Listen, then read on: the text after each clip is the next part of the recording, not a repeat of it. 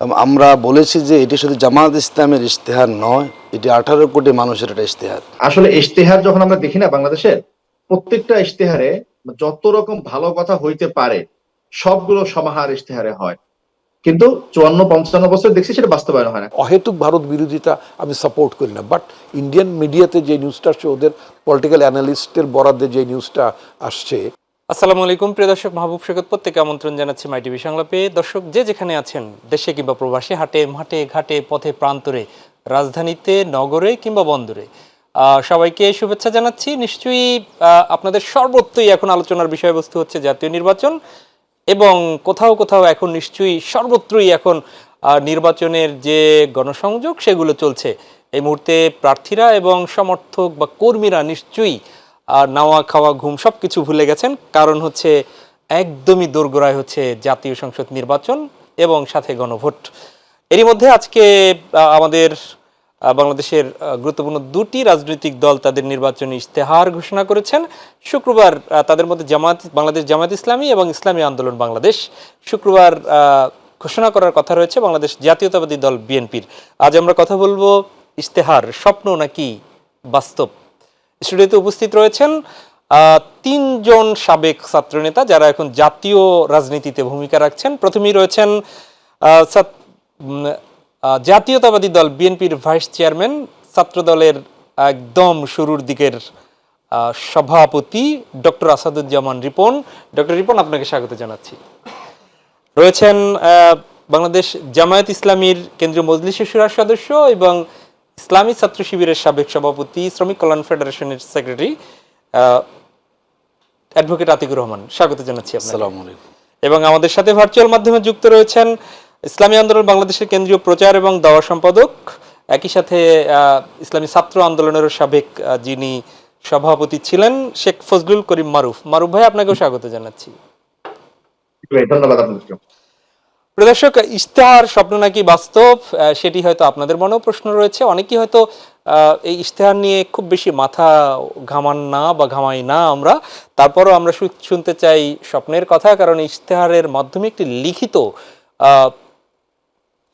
জিনিস জানান দেওয়া হয়, লিখিত চুক্তি কিংবা দলিল থাকে যে আগামীর রাষ্ট্র পরিচালনায় এই দলগুলো ক্ষমতায় গেলে কিভাবে রাষ্ট্র পরিচালনা করবে তার একটা মোটামুটি সংক্ষিপ্ত সার। আজকে আমি প্রথমেই অ্যাডভোকেট আতিকুর রহমান আপনাকে দিয়ে শুরু করি। আমরা যতটুকু জানি যে 26টি বিষয়কে অগ্রাধিকার এবং 10টি প্রতিশ্রুতি আপনাদের রয়েছে যে বাংলাদেশ জামাত ইসলামীর ইশতেহারে। একটু শুনতে চাই সেই ইশতেহারগুলোতে আপনারা কোন কোন বিষয়গুলোকে প্রাধান্য দিয়েছেন, একটু যদি শুনি। জি, ধন্যবাদ আপনাকে, ধন্যবাদ আমাদের সহ-আলোচক দ্বয় এবং যারা দেশবাসী শুনছেন সবাইকে আমাদের শুভেচ্ছা এবং আমরা সালাম জানাচ্ছি।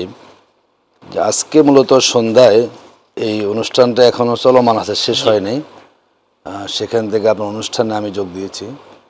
যে জামাত ইসলামী আজকে সন্ধ্যা 6:30টায় আনুষ্ঠানিকভাবে নির্বাচনী ইশতেহার প্রকাশ করেছে। ইতিমধ্যে আপনি বলেছেন যে 26টা বিষয়কে আমরা অগ্রাধিকার দিয়ে জামাত ইসলামী ইশতেহারটি প্রণয়ন করেছে, এবং তার ভিতরে অনেকগুলো বিষয়, 8টি ভাগ আছে। তার ভিতরে কোথায় আমরা কি করব, একটি বাস্তব দূরভিত্তিক এবং দূরদর্শী ইশতেহার জামাত ইসলামী প্রথমবারের মতো এবার আমরা দেশবাসীকে আমরা উপহার দিয়েছি। দেখুন, একটি দল রাষ্ট্র ক্ষমতা আসলে কি ভূমিকা রাখবে কিংবা গোটা রাষ্ট্রকে নিয়ে তার কি চিন্তাভাবনা আছে, সেই দিকগুলো মূলত অ্যাকোমোডেট করেই নির্বাচনের পূর্বে প্রত্যেকটা দলই সেই ইশতেহারটা সেখানে প্রকাশ করে থাকে। আমার কাছে মনে হচ্ছে বাংলাদেশ জামাত ইসলামীর এবারের যে ইশতেহারটি জামাত ইসলামী প্রণয়ন করেছে, এটি বাংলাদেশের রাজনৈতিক ইতিহাসে একটা ব্যতিক্রমী ঘটনা। গত মাসের সম্ভবত 20 তারিখে আমরা একটা পলিসি সামিট করেছি। সেখানেও ইন ডিটেলস রাষ্ট্র ভাবনা জামাত ইসলাম উপস্থাপন করার চেষ্টা করেছেন। সেখানেও দেশের বিভিন্ন শ্রেণী পেশা মানুষ প্রতিনিধিত্ব করেছেন। আজকেও দেশের উল্লেখযোগ্য শ্রেণী পেশা মানুষ সেখানে আছেন, এবং জামাত ইসলামী তার একটা যে স্বপ্নের বাংলাদেশ আমরা গড়তে চাই, এবং আমরা ইশতেহারের নাম দিয়েছি হলো একটি নিরাপদ এবং মানবিক বাংলাদেশের ইশতেহার। আমরা বলেছি যে এটি শুধু জামাত ইসলামের ইশতেহার নয়, এটি 18 কোটি মানুষের একটা ইশতেহার।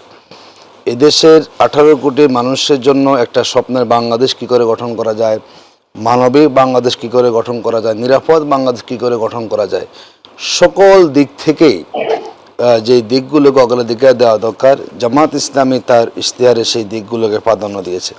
এটা সবচেয়ে মৌলিক হচ্ছে, দেখুন এখানে প্রথম যে 10টি কমিটমেন্ট জামাত ইসলামী শব্দের মধ্যে দিয়ে বিশ্লেষণ করেছে, যে দুর্নীতিকে আমরা না, সততাকে হ্যাঁ, ফ্যাসিবাদকে না, ঐক্যকে হ্যাঁ, আধিপত্যবাদকে না, ইনসাফকে হ্যাঁ, বেকারত্বকে না, দক্ষতাকে হ্যাঁ, এরপরে চাঁদাবাজিকে না, কর্মসংস্থানকে হ্যাঁ।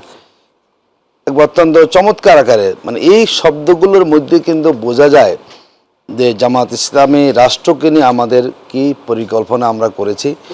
বিশেষ করে জামাত ইসলামের এবার ইশতেহার যেহেতু এটি এখনও মাত্র পড়া শুরু হচ্ছে, শেষ হয়নি, যতটুকু আমাদের কাছে মনে হয়েছে এবার যুবকদের ক্ষমতায়নকে জামাত ইসলামী অগ্রাধিকার দিয়েছেন, এবং যুবকদের মধ্যে থেকে উল্লেখযোগ্য সংখ্যক যদি জামাত ইসলামী জনগণের ম্যান্ডেট পায়, জি, উল্লেখযোগ্য সংখ্যক সেখানে মন্ত্রিত্ব পাবেন, এটাও কিন্তু ইশতেহারে উল্লেখ করা আছে।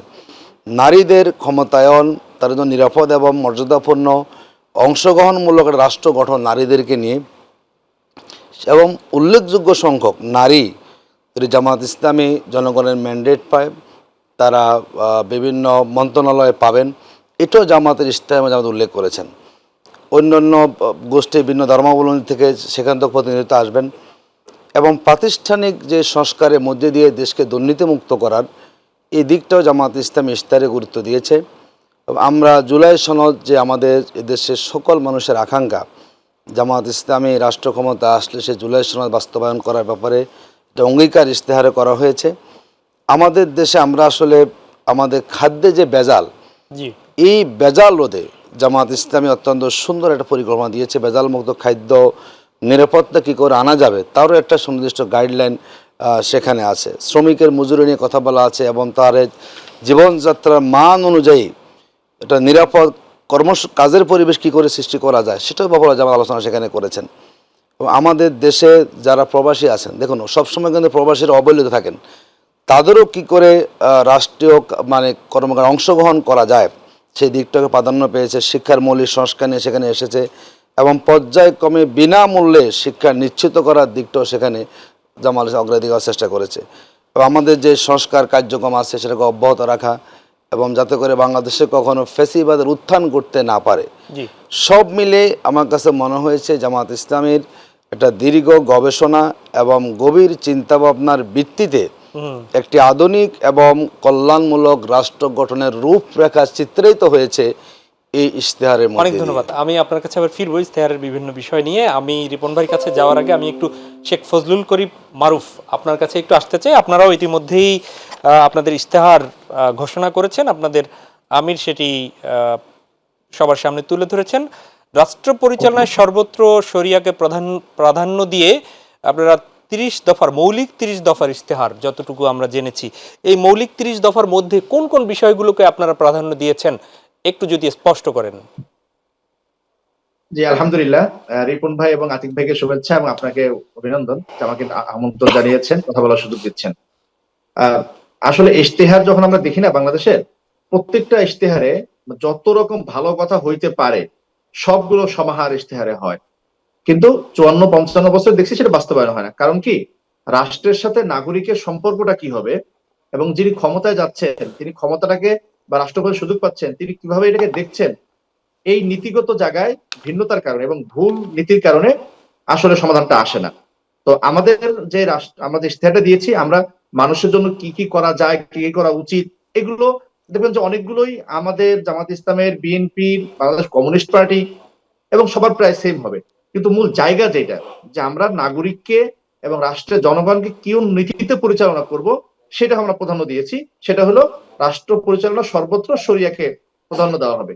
আর একটা বিষয় খুব গুরুত্বপূর্ণ আমাদের ইশতেহারে জানেন যে আমরা মৌলিক মানে কর্মসূচি দিয়েছি, মৌলিক ইশতেহার দিয়েছি 30 দফা, এবং কর্মসূচি দিয়েছি 12টা, আর রাষ্ট্র পরিচালনার নীতিগত প্রস্তাবনা দিয়েছি এবং সংস্কারের প্রস্তাবনা দিয়েছি। তার মধ্যে একটা যেটা, যে ক্ষমতা হস্তান্তর এবং ক্ষমতার চর্চায় ইসলামিক এবং গণতান্ত্রিক পদ্ধতির অনুসরণ। মানে আমরা এখানে স্পষ্ট করে বলেছি যে আমরা যদি রাষ্ট্র ক্ষমতায় যাই বা জনগণ সমর্থন করে, আমরা এটাকে ক্ষমতা আকারে দেখবো না, জনগণের সাথে আমাদের যে সম্পর্ক এটা পাওয়ার রিলেশন দিয়ে দেখবো না, আমরা এটাকে দায়িত্ব আকারে দেখবো এবং ক্ষমতা হস্তান্তরে আগ্রহী মনোভাবকে তুলে ধরা হবে। এখানে আপনারা জানেন যে আমাদের বাংলাদেশের মানুষ তো 90% মুসলমান, কিন্তু মুসলমানের রাষ্ট্র ক্ষমতার জন্য ইসলামকে কখনো সবসময় এড়ায় যাওয়া হয়েছে, আমরা ইসলামকে প্রাধান্য দিছি। এবং আমরা যেটা বলছি আদালত, ইনসাফ, নাগরিকের স্বার্থের প্রতি সংবেদনশীলতা, দায়বদ্ধতা, সামাজিক নিরাপত্তা, আইনের শাসন, এটা আমাদের মূল কথা। আমরা সকল ধর্ম এবং নৃগোষ্ঠীর অধিকার সম্মানের ক্ষেত্রে আমাদের প্রতিশ্রুতিটা খুব স্পষ্ট। আমরা পরমত সহিষ্ণুতা সেটাকে রাখা, এবং সবচেয়ে গুরুত্বপূর্ণ বাক্য এখানে যেটা, সেটা হলো যে জাতি এবং ধর্ম বিবেচনায় আমরা কাউকে সংখ্যালঘু বিবেচনা করব না, বরং সকলেই বাংলাদেশের সমান্তরাল নাগরিক, সেভাবে আমরা মানুষকে বিবেচনা করব। পারস্পরিক সম্মান এবং সহযোগিতামূলক বৈদেশিক সম্পর্ক আমাদের নীতিগত একটা, সেখানে আমরা খুব স্পষ্ট করে বলেছি যে বাংলাদেশের মাটি ব্যবহার করে আমাদের প্রতিবেশী রাষ্ট্রের প্রতি কোনো ক্ষতি করা যাবে না, এবং পারস্পরিক সম্মান, সহযোগিতা এবং সৌহার্দ্যমূলক সম্পর্ক আমরা রাষ্ট্রগুলোর সাথে আমরা প্রতিবেশিত্ব গড়ে তুলবো। একই সাথে মুসলিম উম্মার শক্তি সঞ্চয়, নিপীড়িত মুসলিম উম্মার পাশে দাঁড়ানোর একটা বৈদেশিক নীতি আমাদের মধ্যে আমরা নিয়েছি।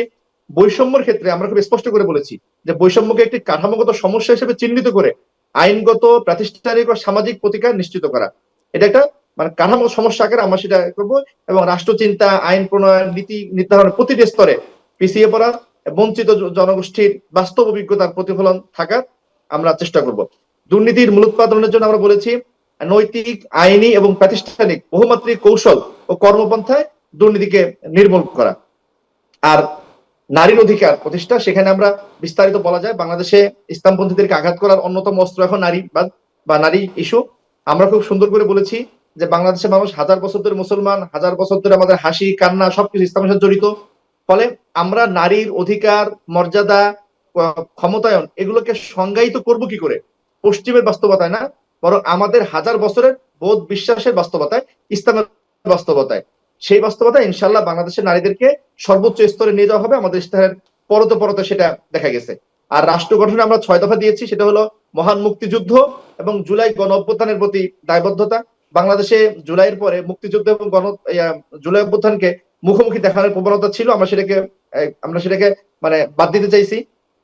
আমরা পিআর পদ্ধতি, জাতীয় নির্বাচন, আমরা ক্ষমতা গেলে সেটা নিয়ে আসবো ইনশাআল্লাহ। ক্ষমতার ভারসাম্য নিশ্চিত করা, যেখানে রিপন ভাই আছেন, বিএনপি বারবার যেখানে নোট অফ ডিসেন্ট দিচ্ছেন, আমরা সেগুলোকে ইনশাআল্লাহ বাস্তবায়ন করব। দক্ষ উন্নত জনপ্রশাসনে জানেন যে বাংলাদেশ 2 উপনিবেশন থেকে স্বাধীনতা পাইছে, কিন্তু তারপরে বাংলাদেশের জনপ্রশাসন সেই ব্রিটিশ ধারাকে চালায় নিয়ে যাচ্ছে। আমরা সেটাকে সম্পূর্ণ অর্থে ভেঙে একটা সেবামুখী একটা জনপ্রশাসন আমরা দাঁড় করাবো। রাজস্ব স্পেস আমরা বৃদ্ধি করার কথা বলেছি। আমাদের বর্তমান বাংলাদেশের কর জিডিপি যে রেশিও সেটা খুবই কম, এটা দক্ষিণ এশিয়ার যে স্ট্যান্ডার্ড মান 14-15 সেখানে নিয়ে আসার একটা আমরা লক্ষ্যমাত্রা নির্ধারণ করেছি। এবং স্বনির্ভর, শক্তিশালী, বহুমাত্রিক ডিফেন্স সিস্টেম করে তোলা। জানেন যে বর্তমান বিশ্ব রাজনীতি এমন জায়গায় গেছে যে শুধুমাত্র মতাদর্শিক কারণেই এক দেশ আর এক দেশের উপরে হামলে পড়ছে। তো সেখানে আমাদের মানে প্রতিরক্ষা ব্যবস্থাটাকে আধুনিকায়ন করা, বহুমাত্রিক করা, এবং যাতে করে আমাদের স্বাধীনতা রক্ষা করতে পারি সেখানে নিয়ে আসা। আর আমাদের ইশতেহারের যে মৌলিক অংশ, সেখানে রাষ্ট্রপতি সর্বত্র শরিয়ার প্রাধান্য রয়েছে, সার্বজনীন কর্মসংস্থানের প্রতিশ্রুতি আমরা দিয়েছি। এখানে আমরা বিস্তারিত বলেছি যে কি করে সার্বজনীন কর্মসংস্থান হবে। সকল শিক্ষা প্রতিষ্ঠানকে জাতীয়করণ করার একটা আমরা প্রতিশ্রুতি দিয়েছি। শ্রমিকদের মর্যাদা এবং শ্রমিকের অধিকার প্রতিষ্ঠা, এবং প্রতি বছর পে স্কেলকে যুগোপযোগী করা, এরকম সহ আমরা এখানে 30টা আমরা দিয়েছি বিষয় বলেছেন। পর্যায়ক্রমে জি মারুফ ভাই, আমরা আবার আপনার কাছে ফিরবো। আমি একটু ডক্টর আসাদুজ্জামান রিপন, রাজনৈতিক ব্যক্তিত্ব, আবার গণমাধ্যমের সাথেও আপনি সম্পৃক্ত, সেখান থেকে বিএনপির যে জায়গায় নিশ্চয়ই এই কাছাকাছি কিছু বিষয় ছাড়া মোটামুটি একটু হয়তো পরিভাষা পরিবর্তন করে সবাই আরো সুন্দর করে তাদের ইশতেহার দেওয়ার চেষ্টা করবে। বিএনপি শুক্রবারের ইশতেহারে কি কোনো চমক থাকছে কিনা এটি একটু বলবেন। আর সাথে একটু জিজ্ঞাসা, তা হচ্ছে যে এই ইশতেহার তো বিগত আপনি মানে অনেক দিন থেকে, স্বাধীনতার পর থেকেই দেখছেন, ইশতেহারের প্রতিফলন কতটা আসলে ঘটে সরকারে যাওয়ার পরে? ধন্যবাদ আপনাকে। এটি হচ্ছে বেসিক কথা। সেটা হচ্ছে যে আপনার পলিটিক্যাল পার্টিজ যে ম্যানিফেস্টোসগুলো, যেটা আমরা বাংলায় ইশতেহার বলি, এটা নির্বাচন আগে প্রকাশ করা হয়। এবং এখানে মোটামুটি বলা যেতে পারে অনেক অনেক ভালো কথা লিপিবদ্ধ হয়, অনেক ভালো ভালো প্রতিশ্রুতি থাকে। আর যথাযথভাবেই আপনার শিরোনামটা সঠিক, সেটা হচ্ছে স্বপ্ন না বাস্তব। এটা সত্য যে মানে আমরা 5 বছর আসলে একটা সরকার যখন নির্বাচন মানে সরকার তো গঠন একটা 5 বছর নির্বাচনে, তো এই 5 বছর নির্বাচনে যে ইশতেহারটা পলিটিক্যাল পার্টি যারা ঘোষণা করেন সেটা হচ্ছে যে আপনার টার্মিনোলজিতে 5 বছরের মধ্যে কতটা মানে আপনার বাস্তবায়নযোগ্য এবং কতটা বাস্তবায়নযোগ্য নয় সেভাবে ইশতেহার হলে আরও ভালো হতো। জি, যেমন মনে করেন এখন আমরা যদি বলি যেমন জামাত ইশতেহারের মধ্যে আপনার স্বল্প মূল্যে আবাসনের কথা বলা হয়েছে, মানে দরিদ্র মানুষের জন্য মানে স্বল্প মূল্যে আবাসনের কথা বলেছে, খুবই মানে ভালো ইনিশিয়েটিভ আমি আসছে। কিন্তু প্রথম বছরে কত, দ্বিতীয় বছরে কত, তৃতীয় বছরে কত, তারপরে আবাসনের কাঠামোর উপরে নির্ভর করবে এটা কত বছর থেকে এটা মানে সুবিধাভোগীদের জন্য দেয়া যেতে পারে, কারণ ওটা তো নির্মাণেরও একটা ব্যাপার আছে। নিশ্চয়ই। তারপর না জায়গা, সরকারি জায়গা যেমন অধিগ্রহণের ব্যাপার থাকে, নির্মাণের ব্যাপার থাকে, তারপরে আপনার হস্তান্তরের ব্যাপার থাকে। তো এই সমস্ত বিষয়গুলো এগুলো খুব একেবারেই মানে বছর ধরে ধরে এগুলো করা সম্ভব হয় না। এটা মোটা দাগে অনেক কথা বলা হয়। তো এই ব্যাপার আমার মনে হয় ইশতেহার নিয়ে আলোচনা করাটার জন্য বিশেষ করে মানে ভিন্ন রাজনৈতিক দলের ইশতেহার নিয়ে আলোচনা করার ইয়ে নেই, মানে কি বলে আমি খুব অ্যাপ্রোপ্রিয়েট পারসন নই, কারণ এটা তো তারা তাদের ভোটারের কাছে মানে বলেছেন। জি, বরং এই ক্ষেত্রে আমি একটা পলিটিক্যাল পার্টির লোক না হয়ে যদি আমি আপনার মতন জায়গায় বসতাম বা যেমন আপনি বসে আছেন, আপনি যদি প্রশ্নগুলো তাদেরকে করেন সেটা সেটা সবচেয়ে বেশি অ্যাপ্রোপ্রিয়েট হতো। আমি একটা অন্য রাজনৈতিক দলের প্ল্যাটফর্ম থেকে আমি যদি তাদের ইশতেহারের ত্রুটিগুলো, ত্রুটি তো না মানে অর্থাৎ অবজারভেশন, সেগুলো যদি মানে তুলে ধরি এটা খুব ডিসেন্ট হবে না আমি আমি মনে করি। তো সেজন্য আমি ওই জায়গাটাতে সীমাবদ্ধ থাকতে চাই। তবে আপনার বিষয় হচ্ছে যে আপনার মোস্টলি যা বলা মানে আমি যদি জামাত ইসলামের ইশতেহারের কথাই যদি ধরি, এখানে যা বলেছেন মোটা দাগে তো অনেকগুলোই তো ভালো কথা বলেছেন। এগুলো তো মানে আমি তো আগেই বলি কোনো রাজনৈতিক দলেই জি, যেই মানে জনগণের কাছে যে প্রতিশ্রুতিগুলি দেন সেই প্রতিশ্রুতিগুলো খারাপ থাকে। যেমন আমি যদি জামাতের প্রথম প্রতিশ্রুতির কথাটাই যদি ধরি, যেটা তার অগ্রাধিকার হিসেবে উল্লেখ করেছেন 26 দফার প্রথম দফাটি, জাতীয় স্বার্থে আপোষহীন বাংলাদেশ। নিঃসন্দেহে একটা ভালো ভালো উচ্চারণ, নিঃসন্দেহে। হ্যাঁ, এই স্লোগানের আলোকে স্বাধীনতা, সার্বভৌমত্ব, জাতীয় স্বার্থে আপোষহীন রাষ্ট্র গঠন করা, একটা সাবরেইন কান্ট্রি, একটা সাবরেইন কান্ট্রি, এটাই তো স্পিরিট হওয়া উচিত। কিন্তু আমি ফোকাসটা অন্য জায়গায় দিতে চাই। বিশ্ব ব্যবস্থাটা যেই জায়গায় দাঁড়িয়েছে, বিশ্ব ব্যবস্থাটা যেই জায়গায় দাঁড়িয়েছে এখন থার্ড ওয়ার্ল্ড কান্ট্রিজের রাষ্ট্রনায়করা তাদের রাষ্ট্রকে সভরেইনভাবে ভাবতে পারেন কি না, খুবই অত্যন্ত মানে কঠিন প্রশ্ন। যে আমি যদি বলি যে অতি সম্প্রতি কোনো একটি দূতাবাসের, আমি নাম উচ্চারণ নাই করি, আপনারা জানেন, কোনো একটা দূতাবাসের একজন কর্মকর্তার একটা মানে অডিও কনভারসেশন যেটা মানে লিক হয়েছে, হোয়াট এভার, মানে অর্থাৎ যে ফর্মে পত্রিকা যেটা এসেছে, সেখানে মানে একটি নির্বাচনে অন্যতম একটি প্রতিদ্বন্দ্বী রাজনীতি, সেটারও নাম উল্লেখ করতে চাই না, কোনো একটি রাজনৈতিক দলের নির্বাচনে জিতলে এটার প্রতিক্রিয়া কি হবে মানে যুক্তরাষ্ট্রের দৃষ্টিতে, সেক্ষেত্রে তারা বলেছেন ওটার জন্য তাদের কাছে ব্যবস্থা আছে, ওষুধ আছে। ওষুধটা কি?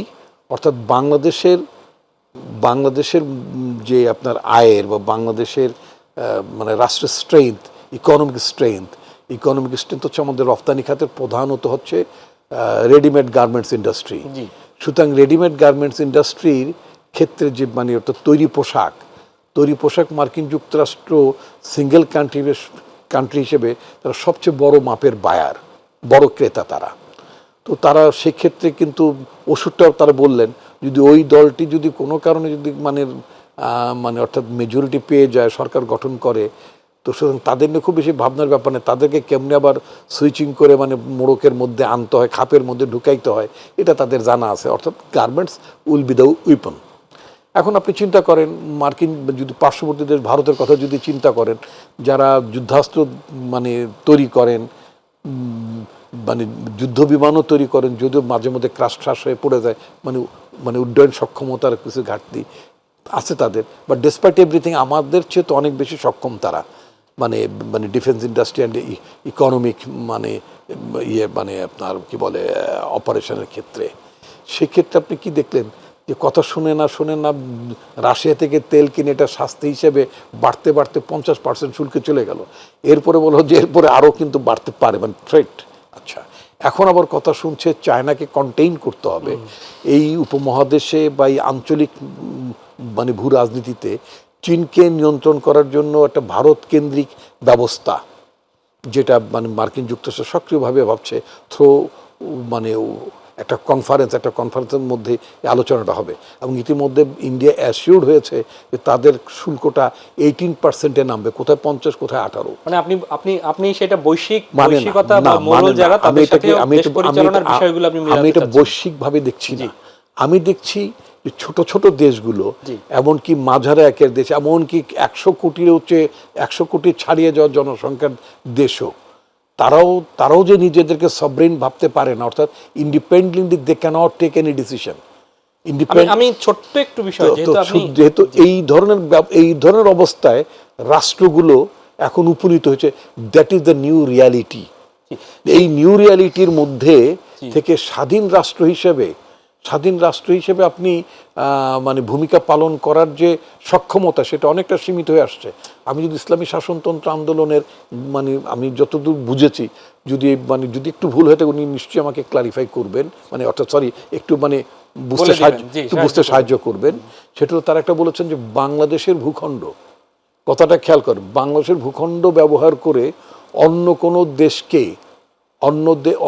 দেশকে কোনো অ্যাডভান্টেজ মানে তার বিপক্ষে ব্যবহার হতে, বাংলাদেশ ভূখণ্ড কারণ বাংলাদেশের স্বাধীনতা সার্বভৌমত্বের বিপক্ষে যায় এরকম কোনো কিছু তারা বাংলাদেশের ভূখণ্ডকে ব্যবহার করে অন্য কোনো দেশের বিরুদ্ধে কোনো তৎপরতা চলার ব্যাপারটা তারা অ্যালাউ করবেন, এটা হওয়া উচিত না। আমি মানে নিঃসন্দেহে আমি করি, মানে সাধুবাদ জানাই, বাট এই যে আলোচনাটা কি খুব প্রাসঙ্গিক। আর তার মানে কি আমরা দেই বা আমাদের দেওয়ার কোনো ব্যাপার আছে, বাট আমাদের পলিটিক্যাল পার্টিগুলোর তরফ থেকে এই কাইন্ড অফ প্রমিস কিন্তু আমরা নিজেরা আগাম দিচ্ছি কেন?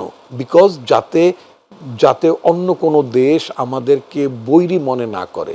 Yes, A kind of allegation, এক ধরনের অভিযোগ আমাদের দেশের বিরুদ্ধে ইন্ডিয়া করতো না, যে তা না। আমি একটু আলোচনায় ফিরবো, একটা বিরতিতে যাই। আচ্ছা, তাহলে আমি কিন্তু একটু ক্লিয়ার করতে চাই বিষয়টা, প্লিজ 1 মিনিট একটু করবেন। তো সুতরাং এই যে মানে we are feeling a kind of threat, তো সেই ক্ষেত্রে কিন্তু পলিটিক্যাল পার্টিগুলো এই বিষয়গুলো অ্যাড্রেস করছে না। গতকালকে আমার একটা দৃষ্টি আকর্ষণ হচ্ছে একটা ইন্ডিয়ান রিপোর্টের ওপরে, সেটা হচ্ছে যে এইবার ইলেকশনে আমি অবশ্যই এটাকে সাপোর্ট করি না, মানে অহেতুক ভারত বিরোধিতা আমি সাপোর্ট করি না, বাট ইন্ডিয়ান মিডিয়াতে যে নিউজটা আসছে, ওদের পলিটিক্যাল অ্যানালিস্টের বরাদ্দে যে নিউজটা আসছে, সেই একটা বাংলাদেশের আমার দেশে নিউজটা ছেপেছে, সেটা হচ্ছে যে আপনার ইন্ডিয়া খুব এবার স্বস্তি বোধ করছে, বিকজ বাংলাদেশের অধিকাংশরা অর্থাৎ অলমোস্ট ফর্মিডেবল পলিটিক্যাল পার্টি যারা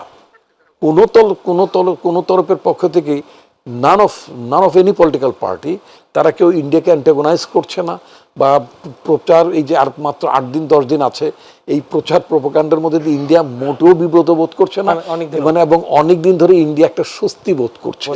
নিশ্চয়ই পার্শ্ববর্তী রাষ্ট্র হিসেবে সেই স্বস্তিটা সবারই থাকা উচিত, সবাই দিচ্ছে, এবং তারাও আমাদের প্রতি কোনো বৈর মনোভাব থাকবে না, সেই প্রত্যাশা আমাদের। আসাদুজ্জামান রিপন, সাবেক ছাত্রনেতা, বিএনপির ভাইস চেয়ারম্যান, তার কাছ থেকে ডক্টর আসাদুজ্জামান রিপনের পর আগে আমরা শুনেছি জামায়াত এবং ইসলামী আন্দোলনের 2 জন সাবেক ছাত্রনেতা এবং যারা এখন জাতীয় ক্ষেত্রেও নেতৃত্ব দিচ্ছেন, তাদের কাছ থেকে আমি ফিরছি আবার অ্যাডভোকেট আতিকুর রহমান আপনার কাছে। যে প্রসঙ্গটি আপনি বলছিলেন, আমি একটু আপনার কাছ থেকে একটু জেনে নিতে চাই, সেটি হচ্ছে যে যুবকদেরকে ক্ষমতায় রাষ্ট্র পরিচালনার দায়িত্ব পেলে মন্ত্রিত্ব দিবেন, ভালো কথা। নারীদের ক্ষমতায়ন, নারীদেরকে মন্ত্রণালয় দিবেন, এটির ক্ষেত্রে নারীদের বিষয় নিয়ে কিন্তু ব্যাপক আলোচনা আসছে, যে কি করে দিবেন যাদেরকে আপনারা মানে সংসদ একদম নির্বাচন করানোর জন্য জনসম্মুখে তাদেরকে প্রতিনিধিত্ব করার জন্য দাঁড়া করাতে পারেননি, সেটি রাষ্ট্রীয় এই গুরুত্বপূর্ণ দায়িত্বগুলো কি করে তারা পালন করবে, কতটা কনফিডেন্ট সেক্ষেত্রে আপনারা? নামগুলো কি এখনই সিলেক্ট করতে পারছেন যে কতজনকে আপনারা দিবেন?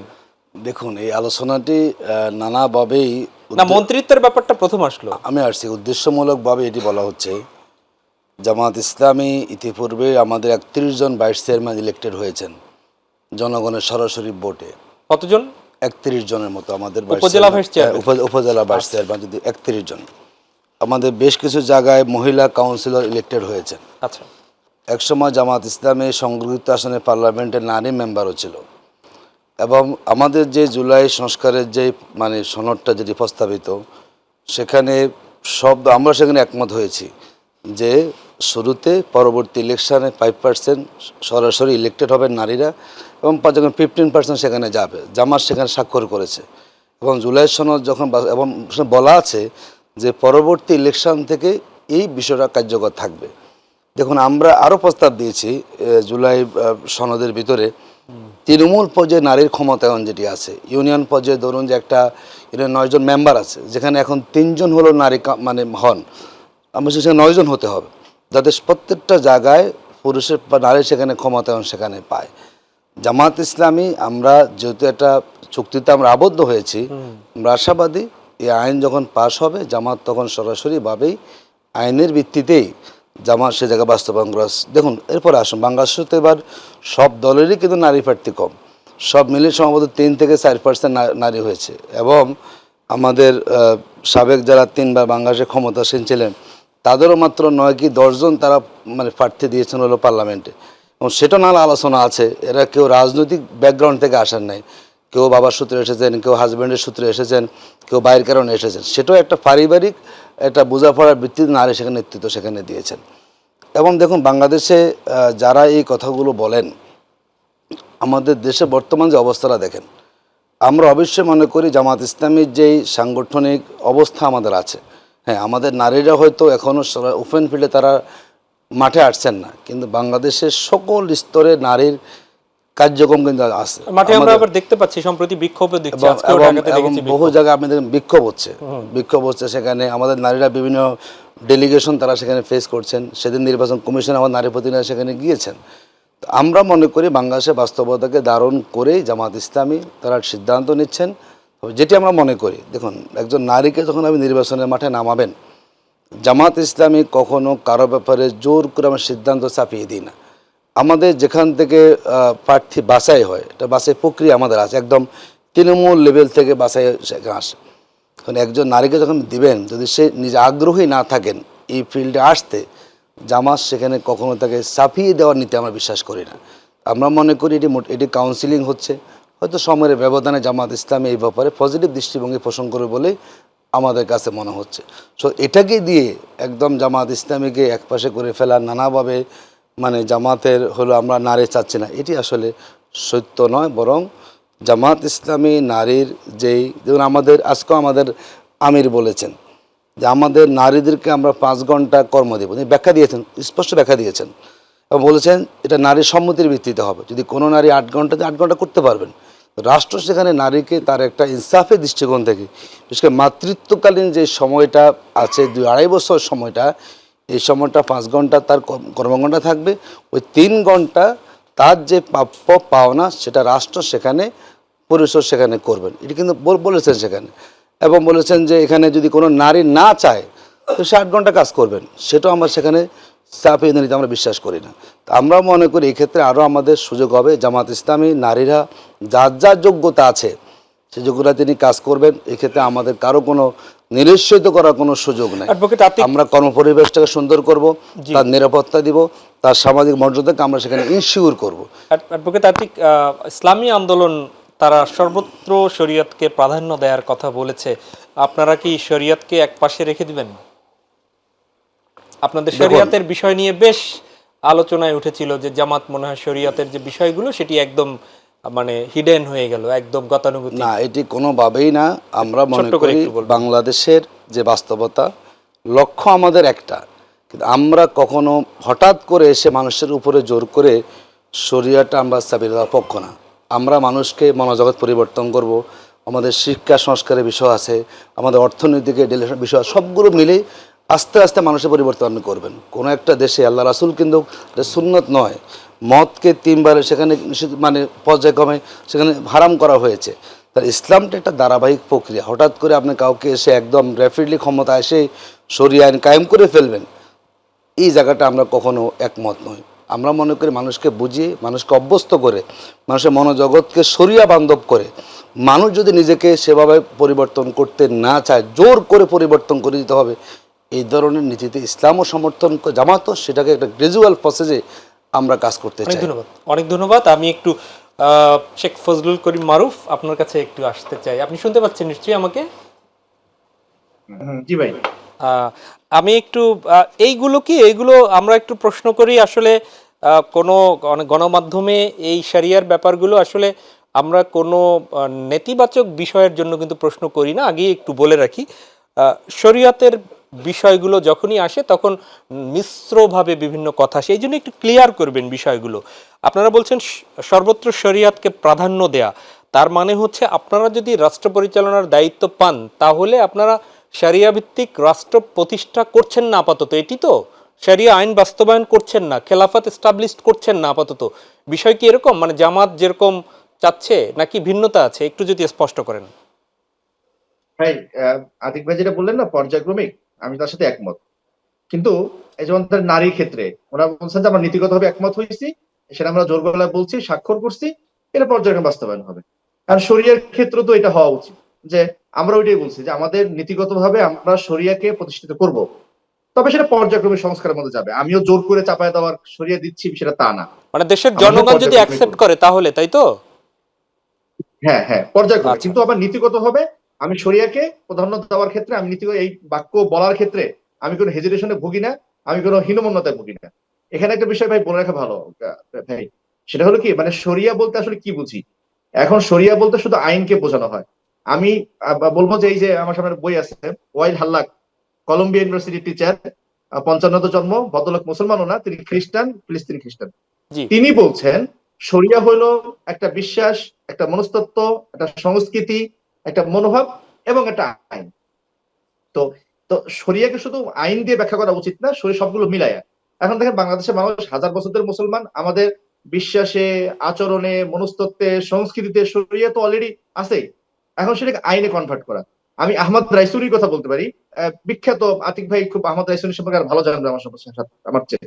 আমাদের দেশে বলছে বর্তমান বাংলাদেশে যে বিদ্যমান আইনগুলো আছে তার অধিকাংশ আইন শরিয়ার সাথে সাংঘর্ষিক না, এগুলো শরিয়া তাজিরের পর্যায়ে।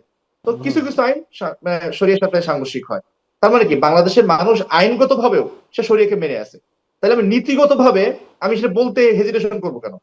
আমাদের বলার জায়গাটা হলো এটা, যে আমরা নীতিগত ভাবে বলতে চাই আমরা শরিয়াকে প্রাধান্য দিব এবং বাংলাদেশে আস্তে আস্তে আমরা সেটাকে বাস্তবায়ন ওকে, করব। আমি একটু কিন্তু নারীদের আমি যদি ক্ষমতায়নের জায়গায় আসি। আমরা মনে হয় স্পষ্ট, মারুফ ভাই, নারীদের ক্ষমতায়নে, নারীদের নিয়ে মোটামুটি মোটা দাগে আতিক ভাই তাদের ইশতেহারের কথা বলেছেন। নারীদের বিষয়ে আমি বলি ভাই, আপনাদের চিন্তা কি? নারীদের বিষয় নিয়ে নারীদের আমি আমি ক্ষমতায়ন আমি কিংবা আপনাদের আমি ইশতেহারে কি জি, রয়েছে? আমি পাবলিকের ছাত্র ছিলাম তো। আমার সেখানে একটা ছিল যে ওমেন ডেভেলপমেন্ট এন্ড ছিল। তো আমি সেখানে বারংবার যে কথা আমি তখন বারংবার করছি যে নারী ক্ষমতায়ন কাকে বলা হবে, এটা তাকে সংজ্ঞায়িত করতে হবে। আমরা যারা সামাজিক বিজ্ঞানে পড়ি, প্রত্যেকটা জিনিসের একটা অপারেশনাল ডেফিনেশন লাগে। হুম। অপারেশনাল ডেফিনেশন না ঠিক করে তর্ক আগানো যায় না। এখন নারী ক্ষমতায়ন মানে কি? এটা কি আমি পশ্চিম যে নারী ক্ষমতায়নের সংজ্ঞা দিচ্ছি, আমি সেই ক্ষমতায়ন নারীকে, আমি সেই ক্ষমতাকে সংজ্ঞাকে মেনে নিব? আমি বলেছেন না, পশ্চিমের যে বাস্তবতা, সামাজিক বাস্তবতা, আর আমাদের প্রাচ্য সমাজে, শুধু ইসলামের না, প্রাচ্য সমাজের নারী বাস্তবতা এক জিনিস না, সমাজ বাস্তবতা। তাহলে পশ্চিমের চাপায় দেওয়া সংজ্ঞা অনুসারে আমাকে নারীকে ক্ষমতায়ন করতে হবে, ইউনিয়ন পর্যায়ে নারী আনতে হবে, অমুক নারী আনতে হবে, এইটা আমি মানছি কেন? আমি প্রথম তর্ক করবো যে নারী ক্ষমতায়ন বলতে কি বোঝায়, সেটা হাজার বছরের বাঙালির ইতিহাস ঐতিহ্য দিয়ে সেটা নির্ধারিত হবে। আমি পশ্চিমের চাপায় দেওয়া সংজ্ঞাকে মানতে রাজি না। এখন একটা বাংলাদেশের নারীকে এক্সিস্টিং ক্ষমতায়ন যে দিলেই অবস্থা, বাংলাদেশের এখনকার যে অবস্থা, সেটি আপনারা তো সংসদে যদি সংরক্ষিত আসন পান নারীদের তো দিবেন, বা রাষ্ট্র পরিচালনার দায়িত্ব পেলে মন্ত্রিত্ব অবশ্যই দেওয়ার কোনো অবশ্যই চিন্তা আছে? অবশ্যই দিব দিব ভাই, দিব দিব। এখানে যেটা ইসলামে যেটা যে এটা এটা জামাতের আমির খুব ভালো করে বলেছেন যে জি। রাষ্ট্র প্রধান হওয়ার ক্ষেত্রে ইসলামের অবজারভেশন আছে, ইসলাম বলে সেটা মানে গ্রহণযোগ্য না। কিন্তু হুম। অন্য ক্ষেত্রে সংসদ সদস্য মানে হলো একটা পরামর্শ সভা, পরামর্শ সভা নারীরা তো থাকতেই পারে। হযরত আয়েশা রাদিয়াল্লাহু তাআলা আনহা খেলাফতের শুরুর দিক দিয়া, হযরত হাফসা রাদিয়াল্লাহু তাআলা আনহা খেলাফতের শুরুর দিক দিয়া হুম। শুধু হুম। প্রভাবশালী সংসদ সদস্য ছিলেন না, পাওয়ারফুল ছিলেন। তো আমাদের তো সেটাতে সমস্যা নাই। কিন্তু এখন আমাদের ইসলামপন্থীদেরকে ওই জায়গায় ঠেলে নেওয়া হয় এবং ইসলাম মধ্যে কেউ কেউ, আমি আতিক ভাইয়ের কথা যদি কষ্ট পাই, আতিক ভাই মানে কষ্ট নিয়েন না, আমরা এই জায়গাতে এক ধরনের মানে জবাবদিহিতি, কেন জবাবদিহিতি করবো কেন? আমি পশ্চিমের নেপে দেওয়া সংজ্ঞায় আমি কেন নারীকে ক্ষমতায়ন করবো? অনেক ধন্যবাদ। আমি আমার ইতিহাস ঐতিহ্য ক্ষমতায়ন করবো। অনেক ধন্যবাদ মারুফ ভাই, থাকবেন আমাদের সাথে, আমরা ফিরবো। আমরা আবারও একটু ডক্টর আসাদুজ্জামান রিপন আপনার কাছে একটু ফিরি। আমি একটু আজকে সারা দেশে নির্বাচনী জনসভা হচ্ছে, বিএনপির শীর্ষ নেতা, জামাতের শীর্ষ নেতা, অন্যান্যরাও, ইসলামী আন্দোলনের শীর্ষ নেতাও বিভিন্ন জায়গায় যাচ্ছে। আমরা একটু এখানটায় আসি। আজকে বরিশাল এবং ফরিদপুরের জনসভায় তারেক রহমান গিয়েছেন।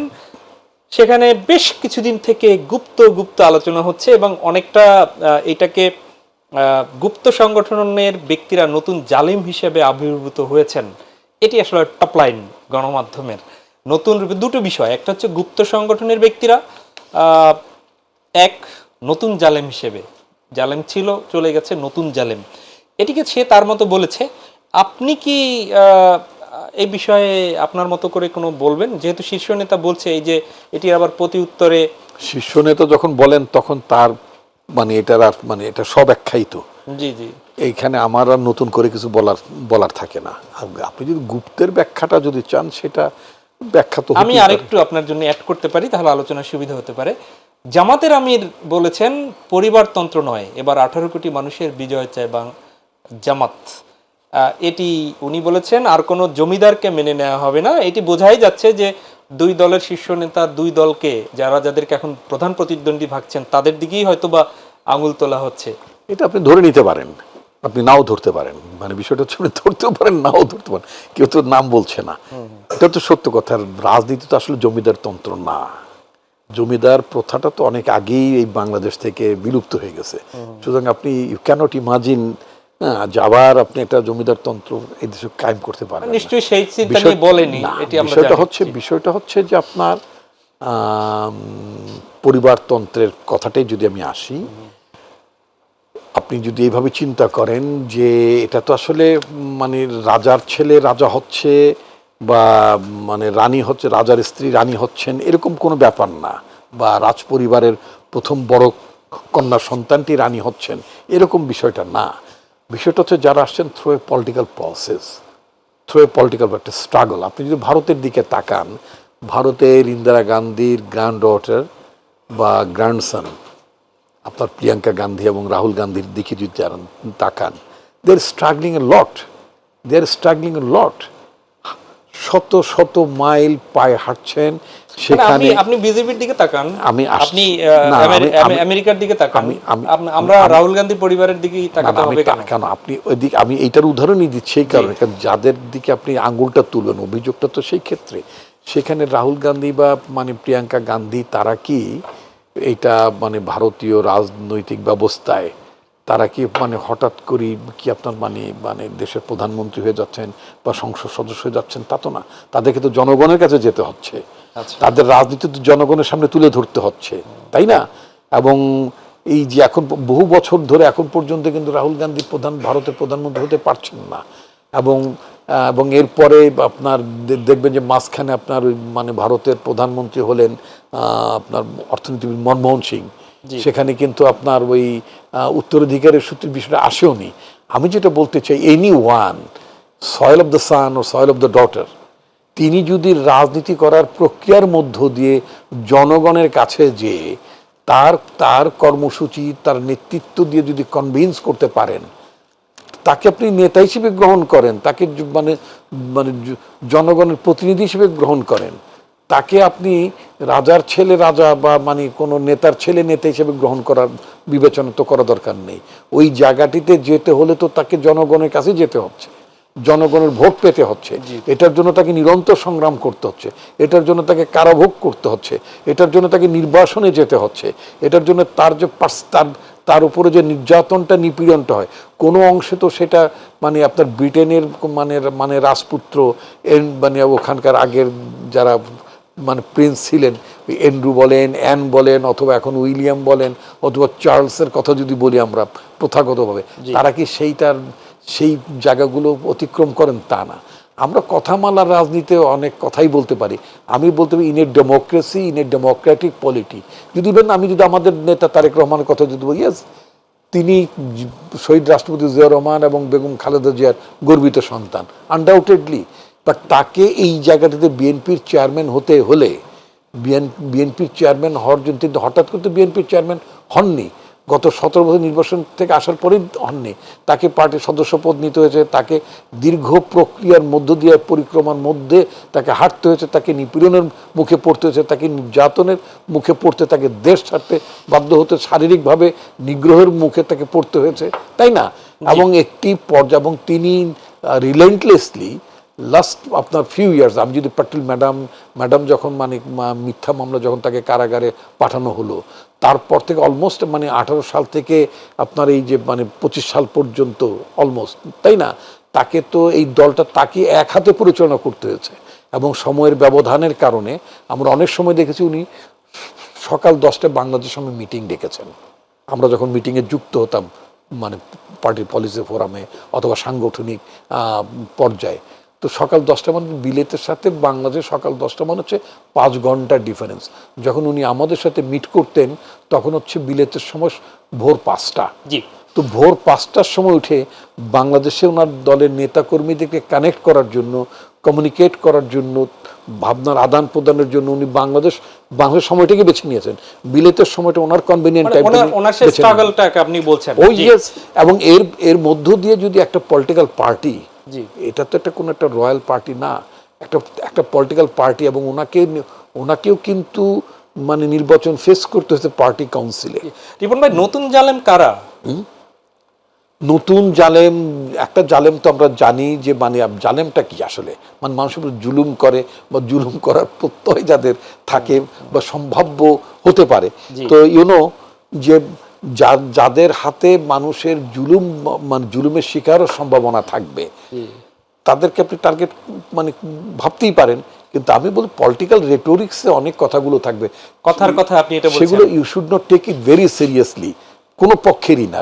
বিশেষ করে নির্বাচনের রাজনীতিতে আপনি অনেক কথামালা রাজনীতি শুনবেন। অনেক ধন্যবাদ। সেগুলো আমি বলছি সেই কথাগুলোকে ধরে যদি আপনি এগুতে চান তাহলে রাজনীতিতে উত্তাপ ছড়াবে, রাজনীতিতে সংহতি বাড়বে না, ঐক্য বাড়বে না। আমার বক্তব্য হচ্ছে ডিফারেন্সেসগুলো সেগুলো কমাতে হবে, উত্তেজনা বাড়ানো না, কমানো। আমি অ্যাডভোকেট আতিকুর রহমান, জামাত নেতা। আপনার কাছে যাওয়ার আগে একটু শেখ ফজলুল করিম মারুফ আপনার কাছ থেকে একটু হয়ে আসতে চাই। মারুফ ভাই শুনতে পাচ্ছেন নিশ্চয়ই? হ্যাঁ, শুনতে পাচ্ছি। জি, একটু আগে অ্যাডভোকেট দুঃখিত ডক্টর রিপন আসাদুজ্জামান রিপন, উনি বর্ষিয়ান রাজনীতিবিদ, বলছিলেন যে নির্বাচনী এই জনসভাগুলোতে আসলে কথার পিঠে কথামালা জন্মায়, সেটি আমরা হয়তো একটা পর্যায় পর্যন্ত ধরে রাখি।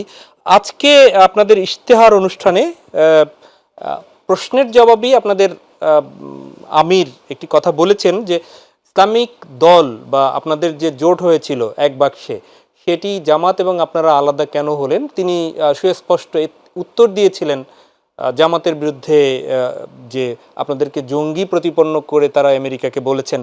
বিষয়টি একটু সুস্পষ্ট হতে চাই, এটি কোন মাধ্যমে আপনারা জেনেছেন? আপনারা কি সেই মিটিংয়ে ছিলেন না আমেরিকা আপনাদেরকে জানিয়েছে? একটু স্পষ্ট করবেন ভাই। এটা কোনোটাই না, এটা তো তাহের ভাই পরিষ্কার করে বলছে।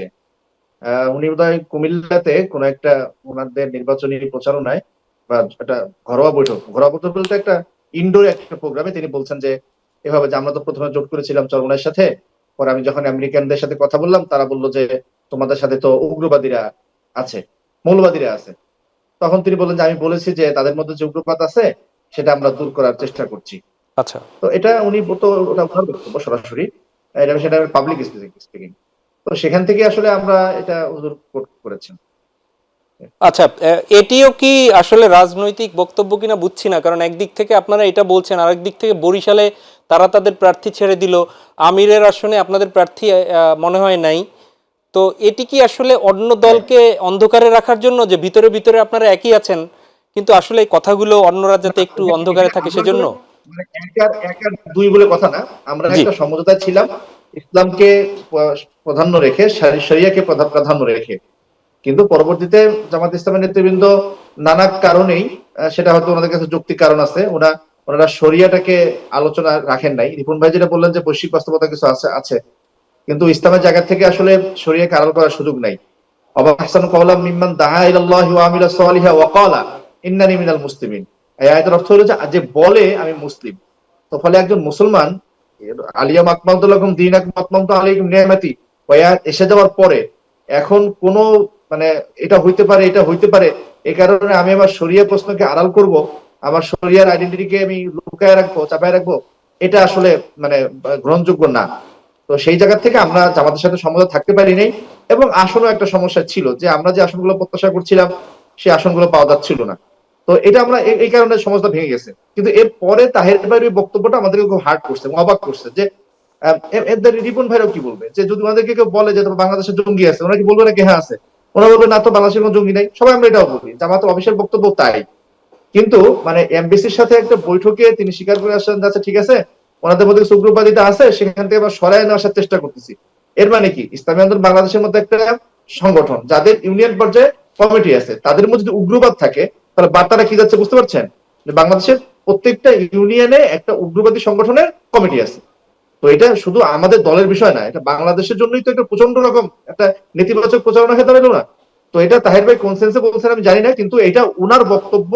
উনি একেবারে একটা ঘরোয়া মানে একটা ইনডোর বৈঠকে পাবলিক স্পিকিং এ তিনি সেটা স্পষ্ট করে বলছেন।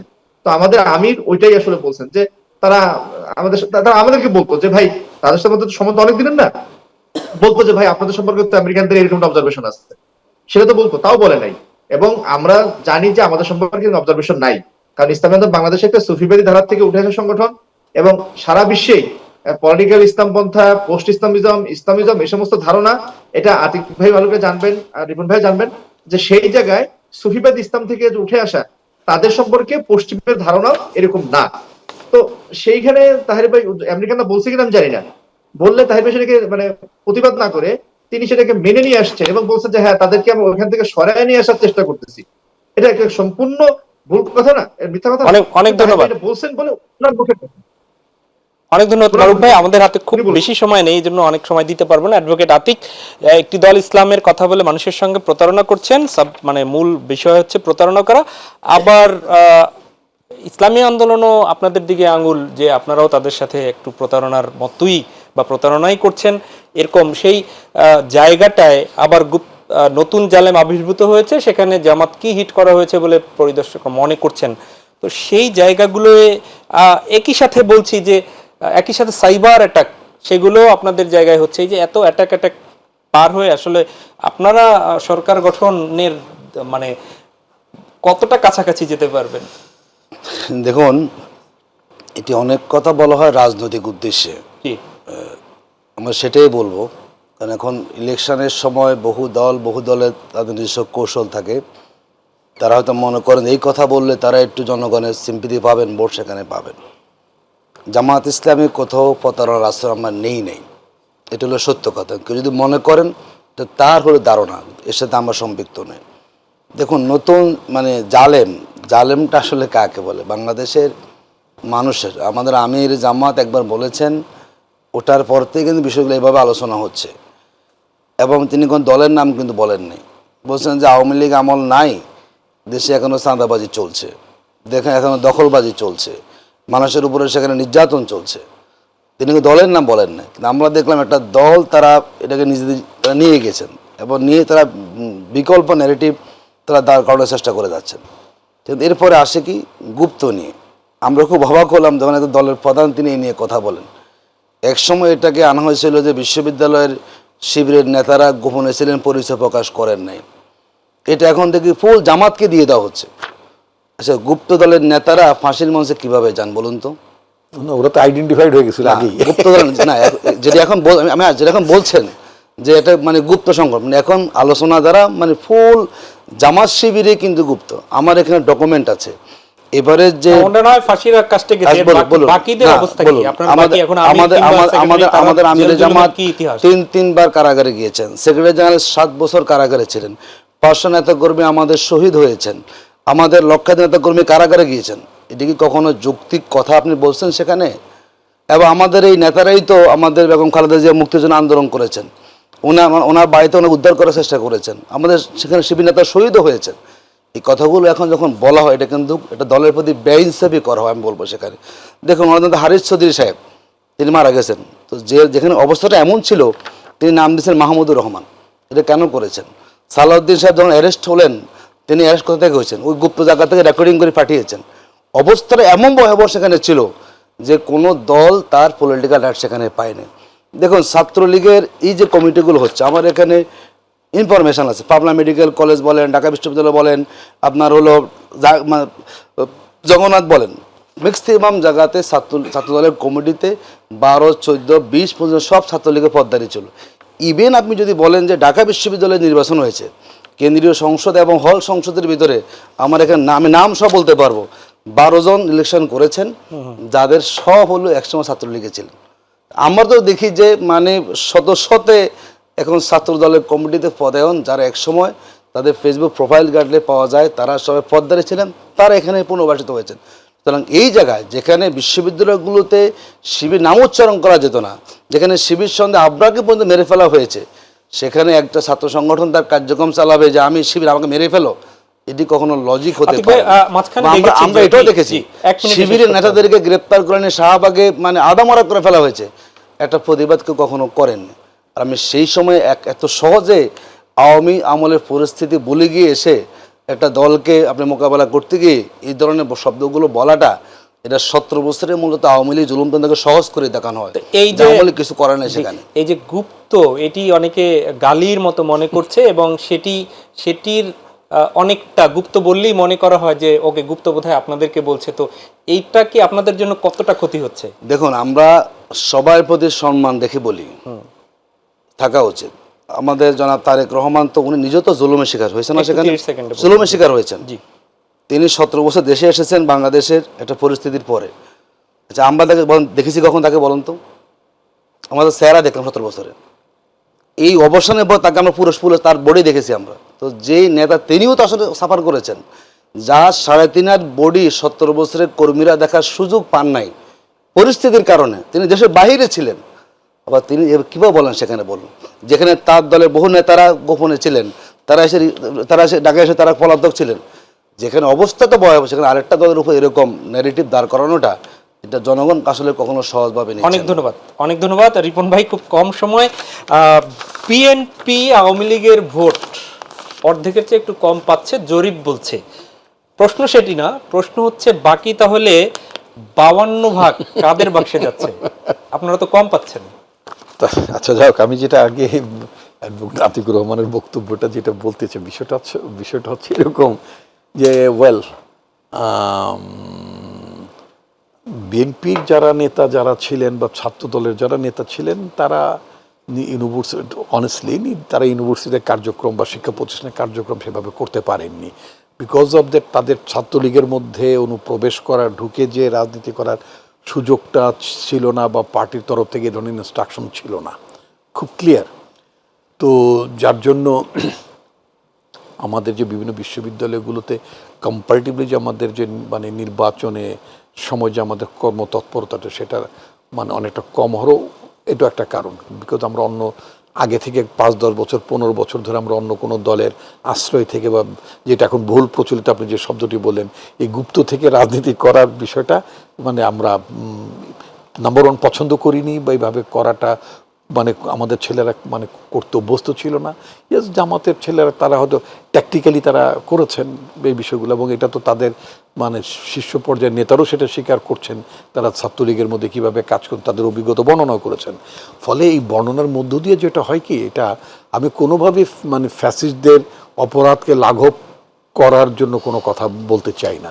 যেমন ধরুন, আজকে যখন এই যে গুপ্তের ব্যাপারটা চলে আসে, অথবা যারা গুপ্ত ছিলেন তারা যখন এটাকে অ্যাডমিট করেন, প্রকাশ্যে অ্যাডমিট করেন, আমি মানে I am talking about Sadiq Kayem, মানে এটা তো প্রকাশ্যে স্বীকারই করেছেন যে তারা মানে মানে ছাত্রলীগের মধ্যে থেকে তাদের কাজ করতে বলেছেন। এর ফলে যেটা হয় কি, যে ধারণাটা মানুষের মধ্যে তৈরি হয়, ওই আওয়ামী লীগের যে হেলমেট বানিয়ে ছাত্রলীগের যে নিপীড়করা হল কালচারে যারা পেটাপেটি করতো, এই যে বিষয়গুলো যারা এইসব ক্ষেত্রে যারা, কারণ একটা কথা আছে, কারোর কাছে যখন আশ্রয় নেয়, পরিচয় আড়াল করতে হয়, তখন তাকে খুব বেশি, যাদের কাছে আশ্রয় নেয় তখন তাদের ভাবটা মানে ওই রংটা বেশি ধারণ করতে হয়। কিন্তু তারাই তো আবার এই আওয়ামী লীগকে ছাত্রলীগকে ছড়ানোর জন্য সামনের সারিতে ছিলেন। সামনের সারিতে ছিলেন, নেতৃত্ব দিয়েছেন, অনেকে মানে ভূমিকা পালন করেছেন, এই সব সব বিষয়গুলি আছে। ফলে এই গুপ্ত বিষয়টা গাল হয়ে গেল এবং সেটি একসাথেই ছাত্র এবং দল, এবং ছাত্র এবং শিবির মিলে মিশে বা ছাত্র আন্দোলন, ইসলামী ছাত্র এই আন্দোলন। একটা গুপ্ত সংস্কৃতি যে বাংলাদেশে ছিল না সেটা কিন্তু মানে বলা যাবে না, কিন্তু এই গুপ্ত সংস্কৃতিটা একটা ডেমোক্রেটিক পলিটিতে আর কন্টিনিউ না করুক সেটা আমরা মানে চাইবো, কেন এটা ইনফ্যাক্ট এটা ভালো না। কারণ পরস্পরের প্রতি যদি আপনার অনাস্থা অবিশ্বাস যদি থাকে তাহলে in fact it will be very আমি এক মিনিট পাবো একটু যদি ওই যে আওয়ামী লীগের ভেরি ডিফিকাল্ট টু বা আপনার অ্যাডভান্স। আওয়ামী লীগের যে কথাটা আপনি বলেছেন জরিপে তো এক্সিট পোলের কথা আমরা জানি, এক্সিট পোলও বলে যে এই অমুক দল এগিয়ে আছে, পরে দেখা গেলো ফলাফল অন্য দল মানে এগিয়ে যায়, এরকম আমরা জানি। এটাকে খুব সিরিয়াসলি নিতে চায় না, কারণ যে ক্লাস্টারটা মানে যেই মানে সীমিত সংখ্যক মানুষকে জরিপের আওতায় এনে মানে কথা বলা হয় বা একটা মানে প্রেডিক্ট করা হয়, এটাকে খুব বেশি নির্ভরযোগ্য মনে করার কোনো কারণ নেই। তার চেয়ে বড় কথা হচ্ছে কি যে আওয়ামী লীগের পলাতক সভানেত্রী যিনি, তিনি কি বলেছেন, তার পুত্র কি বলেছেন, ভারত সরকারের আশ্রয় প্রশ্রয় থেকে শেখ হাসিনা বলেছেন, বার্তা যেটা দিয়েছেন সেটা হচ্ছে যে আওয়ামী লীগের লোকেরা ইলেকশনে যাবে না। এখন তাহলে বুঝতে হবে যদি এর পরেও জরিপের তথ্য অনুযায়ী যদি 48% অথবা যে এক্সাক্ট পার্সেন্টেজটা আমার মনে নেই, আমি দুঃখিত, না ঠিক আছে 48%ই 48%, আচ্ছা যদি তাহলে তার মানে কি 48% ultimately violating the decision of the Sheikh Hasina. তার মানে শেখ হাসিনার নেতৃত্ব, তার হুকুম, তার আদেশ, তার পরামর্শ উপদেশ এগুলো 48% মানুষ মানে ডিফাই করছে। এটা শেখ হাসিনার জন্য একটা বড় লেসন যে তার অনুরাগীরা, তার সমর্থকরা তাকে বৃদ্ধাঙ্গুলি প্রদর্শন করা শুরু করেছেন, তারা তাকে পরিত্যাগ করা শুরু করেছেন। আমি বিষয়টাকে এইভাবে দেখতে চাই। অনেক ধন্যবাদ বর্ষিয়ান রাজনীতিবিদ ডক্টর আসাদুজ্জামান রিপন, আপনি অনুজদের সাথে বসেছেন, হৃদয়তাপূর্ণ আলোচনা করেছেন, এই জন্য অ্যাডভোকেট আতিকুর রহমান আপনাকেও ধন্যবাদ, আমরা শিখলাম অনেক কিছু। এবং শেখ ফজলুল করিম মারুফ ভার্চুয়ালি যুক্ত হয়ে আমাদেরকে কৃতজ্ঞ করেছেন, এই জন্য আপনাকেও ধন্যবাদ। প্রিয় দর্শক, এই ছিল আমাদের আজকের আয়োজন, দেখা হবে পরবর্তীতে। আমরাও আজকের এই অগ্রজ এবং অনুজদের মতো বলতে চাই, আমাদের সবকিছুর উপরেই কিন্তু আমাদের এই দেশটা, আর সেই দেশটাকে একটি কল্যাণমূলক এবং গণতান্ত্রিক দেশ হিসাবে গড়তে আগামী 12 তারিখের জাতীয় সংসদ নির্বাচন অত্যন্ত গুরুত্বপূর্ণ। সেই নির্বাচনে মাধ্যমে যে নতুন সরকার আসবে সেই সরকার একটি কল্যাণমূলক দেশ গড়ুক, আর সেই কল্যাণমূলক দেশ গড়তে আসুন যে যার জায়গা থেকে একটু হলেও ইতিবাচক ভূমিকা পালন করি। আল্লাহ হাফেজ।